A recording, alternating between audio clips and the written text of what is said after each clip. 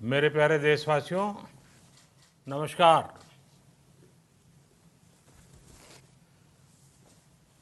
Corona वैश्विक महामारी के खिलाफ लड़ते लड़ते अब हम अनलॉक 2 में प्रवेश कर रहे हैं और हम उस मौसम में भी प्रवेश कर रहे हैं जहां सर्दी, जुकाम, खांसी, बुखार ये सारे न जाने क्या क्या होता है, ये मामले बढ़ जाते हैं। ऐसे में मेरी आप सभी देशवासियों से प्रार्थना है कि ऐसे समय अपना ध्यान रखिए। साथियों, ये बात सही है कि अगर कोरोना से होने वाली मृत्यु दर को देखें तो दुनिया के अनेक देशों की तुलना में भारत संभली हुई स्थिति में है। समय पर किए गए लॉकडाउन और अन्य फैसलों ने भारत में लाखों लोगों का जीवन बचाया है, लेकिन हम ये भी देख रहे हैं कि जब से देश में अनलॉक 1 हुआ है, व्यक्तिगत और सामाजिक व्यवहार में लापरवाही जरा बढ़ती ही चली जा रही है। पहले हम मास्क को लेकर, 2 गज की दूरी को लेकर 20 सेकंड तक दिन में कई बार हाथ धोने को लेकर बहुत सतर्क थे, लेकिन आज जब हमें ज्यादा सतर्कता की जरूरत है तो लापरवाही बढ़ना बहुत ही चिंता का कारण है। साथियों, लॉकडाउन के दौरान बहुत गंभीरता से नियमों का पालन किया गया था। अब सरकारों को, स्थानीय निकाय की संस्थाओं को, देश के नागरिकों को फिर से उसी तरह की सतर्कता दिखाने की जरूरत है। विशेषकर कंटेनमेंट जोन्स, उस पर तो हमें बहुत ध्यान देना होगा। जो भी लोग नियमों का पालन नहीं कर रहे हैं, हमें उन्हें टोकना होगा, रोकना होगा और समझाना भी होगा।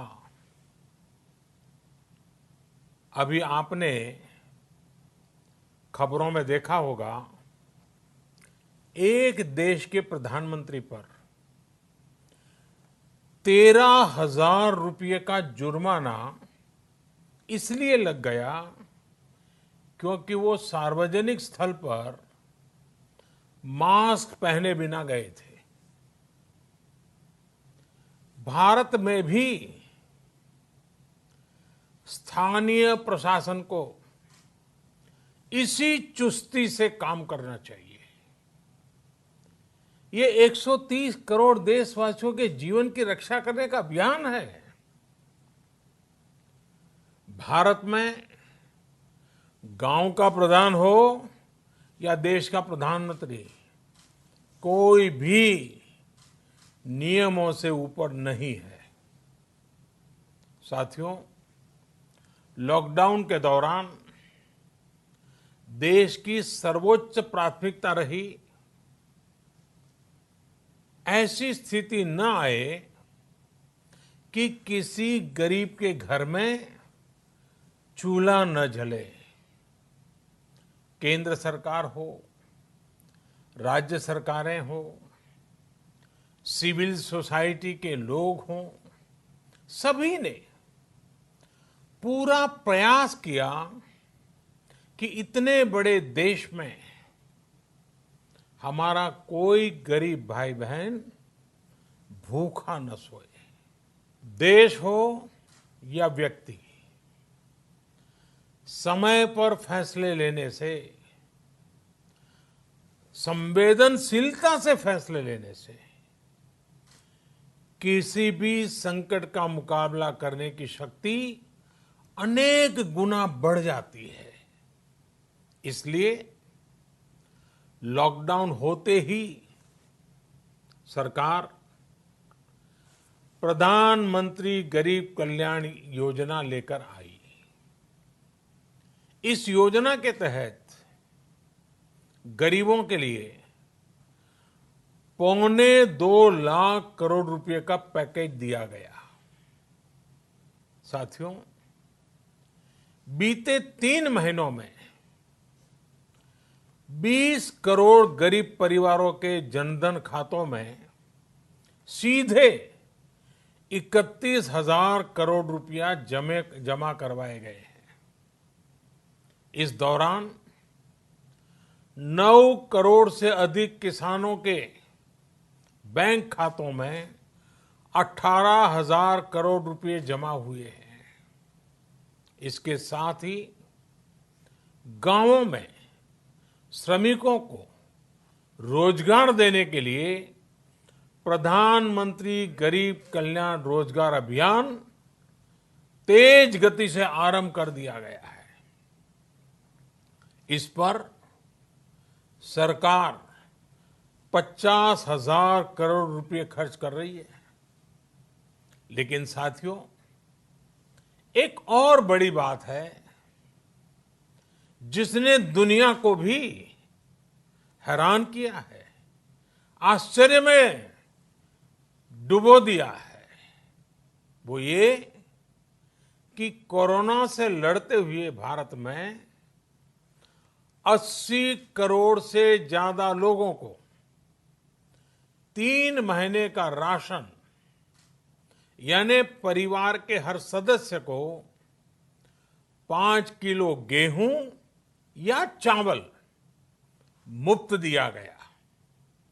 इसके अतिरिक्त प्रति परिवार हर महीने 1 किलो दाल भी मुफ्त दी गई। यानी एक तरह से देखें तो अमेरिका की कुल जनसंख्या से 2.5 गुना अधिक लोगों को, ब्रिटेन की जनसंख्या से 12 गुना अधिक लोगों को और यूरोपियन यूनियन की आबादी से लगभग 2 गुने से ज्यादा लोगों को हमारी सरकार ने मुफ्त अनाज दिया है। साथियों, आज मैं इसी से जुड़ी एक महत्वपूर्ण घोषणा करने जा रहा हूं। साथियों, हमारे यहां वर्षा ऋतु के दौरान और उसके बाद मुख्य तौर पर कृषि क्षेत्र में, एग्रीकल्चर सेक्टर में ही ज्यादा काम होता है। अन्य दूसरे सेक्टरों में थोड़ी सुस्ती रहती है। जुलाई से धीरे धीरे त्योहारों का भी माहौल बनने लगता है। अब आप देखिए, अभी 5 जुलाई को गुरु पूर्णिमा है, फिर सावन शुरू हो रहा है, फिर 15 अगस्त आएगी, रक्षाबंधन आएगा, कृष्ण जन्माष्टमी आएगी, गणेश चतुर्थी आएगी, ओणम होगा और आगे जाएं तो काटी बिहू है, नवरात्रि है, दुर्गा पूजा है, दशहरा है, दीपावली है, छठी मैया की पूजा है। त्योहारों का ये समय जरूरतें भी बढ़ाता है, खर्च भी बढ़ाता है। इन सभी बातों को ध्यान में रखते हुए ये फैसला लिया गया है कि प्रधानमंत्री गरीब कल्याण अन्न योजना का विस्तार अब दिवाली और छठ पूजा तक, यानी नवंबर महीने के आखिर तक कर दिया जाएगा। यानी 80 करोड़ लोगों को मुफ्त अनाज देने वाली ये योजना अब जुलाई, अगस्त, सितंबर, अक्टूबर, नवंबर में भी लागू रहेगी। सरकार द्वारा इन 5 महीनों के लिए 80 करोड़ से ज्यादा गरीब भाई बहनों को हर महीने परिवार के हर सदस्य को 5 किलो गेहूं या 5 किलो चावल मुफ्त मुहैया कराया जाएगा।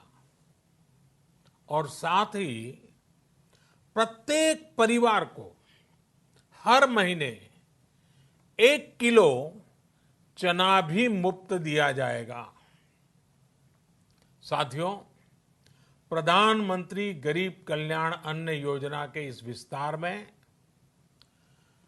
90,000 करोड़ रुपए से ज्यादा खर्च होंगे। और अगर इसमें पिछले 3 महीने का खर्च भी जोड़ दें तो ये करीब करीब 1.5 लाख करोड़ रुपया हो जाता है। अब पूरे भारत के लिए हमने एक सपना देखा है। कई राज्यों ने तो बहुत अच्छा काम भी किया है। बाकी राज्यों पर भी हम आग्रह कर रहे हैं कि इसको काम को आगे बढ़ाएं। और काम क्या है? अब पूरे भारत के लिए एक राशन कार्ड की व्यवस्था भी हो रही है। यानी एक राष्ट्र एक ration card, one nation one ration card. इसका सबसे बड़ा लाभ उन गरीब साथियों को मिलेगा जो रोजगार या दूसरी आवश्यकताओं के लिए अपना गांव छोड़ करके कहीं और जाते हैं, किसी और राज्य में जाते हैं। साथियों, आज गरीब को, जरूरतमंद को सरकार अगर मुफ्त अनाज दे पा रही है तो इसका श्रेय प्रमुख रूप से 2 वर्गों को जाता है। पहला, हमारे देश के मेहनती किसान, हमारे अन्नदाता। और दूसरा, हमारे देश के ईमानदार टैक्स पेयर। आपका परिश्रम, आपका समर्पण ही जिसकी वजह से देश ये मदद कर पा रहा है। आपने देश का अन्न भंडार भरा है, इसलिए आज गरीब का, श्रमिक का चूल्हा जल रहा है। आपने ईमानदारी से टैक्स भरा है, अपना दायित्व निभाया है, इसलिए आज देश का गरीब इतने बड़े संकट से मुकाबला कर पा रहा है। मैं आज हर गरीब के साथ ही देश के हर किसान, हर टैक्स पेयर का हृदय से बहुत बहुत अभिनंदन करता हूं, उन्हें नमन करता हूं। साथियों, आने वाले समय में हम अपने प्रयासों को और तेज करेंगे।